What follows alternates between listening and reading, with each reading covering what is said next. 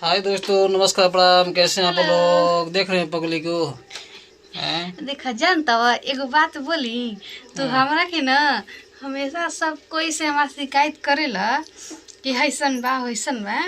हम तार राज खोल देम ना तो सोच ल जे देखी वो हंसी माने का राज करबो बतावा। तार मुंह इतनी हो जाए बन के का माने राज बतावा। बताई। हाँ बतावा, माने क्या राज बता देन तो खिसिया जाइबा। अरे कक्षा जाओ ना, किसी में बतावा। जानते हैं दोस्तों, अब देख लो फिर वही बात ही। हमको ना ये हमेशा बोलते हैं पगली है, ये है वो है, अपने आप को बहुत स्मार्ट समझती है। और तू अपने आप को स्मार्ट ना समझेला। हाँ? ये जानता हुआ ये अपन पगड़ी में स्मार्टनेस छुपा के रखल। इनका पगड़ी हटा दे ना, देखा जाए हटा दो। मैंने का बाल छिलवाए हैं, बड़ा पापा मरे हैं तो बाल छिलवाए थे। कैसा लगा था माने इससे मतलब कि क्या हो गया, क्या हो गई।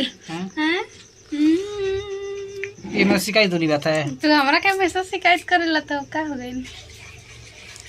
शिकायत वाली बात नहीं है ये। शिकायत वाली बात नहीं है। देख ला बाल छिलवाता है कोई भी, भी खराब लग रहा है। पगली का अब कैसे लगा पगड़ी में स्मार्ट लगा। अच्छा मतलब कि बाल में छोटा तो पगला हो गए हम, ऐसा भी होता है।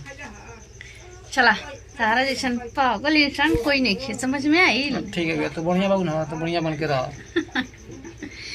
ठीक है दोस्तों।